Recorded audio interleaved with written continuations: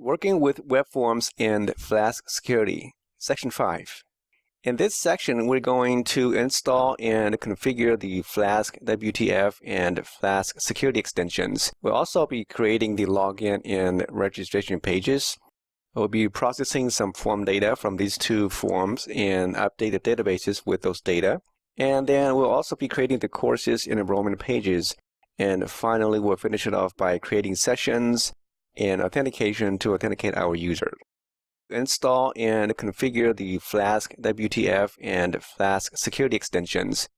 So before we start, we want to look at these two extensions and see what they are. So the first one is the Flask Wtf extension. This is an extension to the Deputee Forms library. This is a library of modules that allow us to create very clean HTML form fields. So you don't have to do a lot of coding using this module.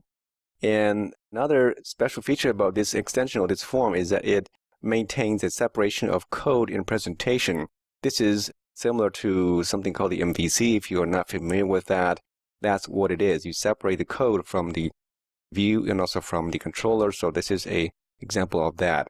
Now, here's an example of what that Deputee Forms might look like. This is in the Jinja's template system.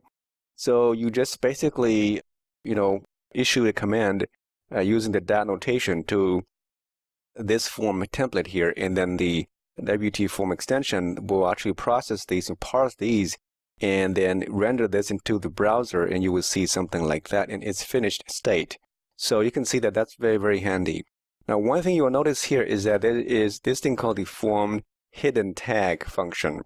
This one here is a very special function that allows you to generate something like this. On the right side, you can see this one here. It's what's called a CSRF token. This is a cross-site request forge system that actually allows you to make sure that the form that you're submitting to your site is very secure. It comes from your form and your form only, right? If you are a .NET developer, this is also very common in many other frameworks. You'll see that it's also included in those frameworks as well. But just to validate your site, that's making sure that it's coming from your form. So you'll see that there is a value. It's a long string of hash key values. I put the 3 dots there just to show you that actually the string is pretty long. So you can use that to validate. And Flask use that extensively in web forms and also for user authentication. So that is why it's very nice to have it, and you should use that in your forms. Okay, so let's look at the next one. The next one is the Flask security extension. And this is an extension that provides a few other modules that come along with it. And so things like your basic session authentication, password hashing, and also the HTTP and token-based authentications are also part of the security extension. And two very important ones are the user registration and the login tracking, which is another extension called the Flask login that will come with this security extension. So that's pretty nice. And then it also supports data persistency for multiple database systems, and including the Flask Mongo engine, which is the one we're using. So let's go ahead and install these two extensions.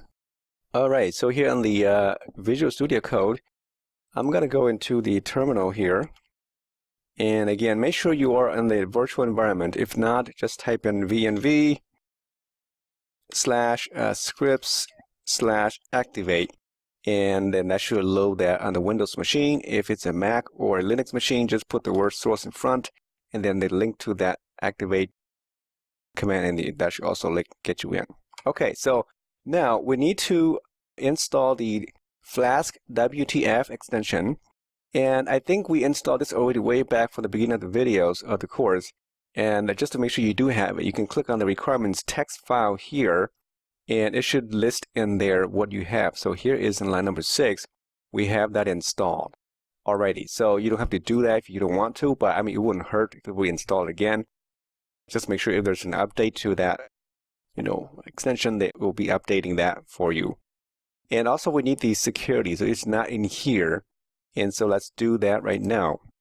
In the command line down here, I'm going to clear this so we can see very clearly. And you can do a pip install. You can install multiple extensions or packages at the same time. So you don't have to do that many times. So just say Flask-Wtf for that one. The second is the security, and just hit enter. And it may not install the WTF because I already have it, but just to show you that this is how you do it. Okay, should take just a few minutes, and it's going to update. After that, we'll update our requirements just to make sure we have the security install. And I'm going to just delete that for now.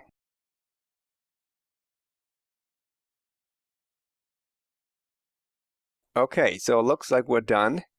And then now you can go in here and type in clear, and then you can do a pip list, and it should list you the packages or the extensions that we just installed. So here we have a few things added in here. I'm not going to go through all of them, but we have it should be in here. I just don't see it. A few things that we didn't see before. So it should be in here already. Well, yeah, the Babel here, we need that as well to use that later. And the login, as you can see, that it's been added. And also the mail for creating mail stuff. Here is the security right here. Okay. Also, the principal is another extension. This is useful for if you do a user manager to manage your users, logins, things like that.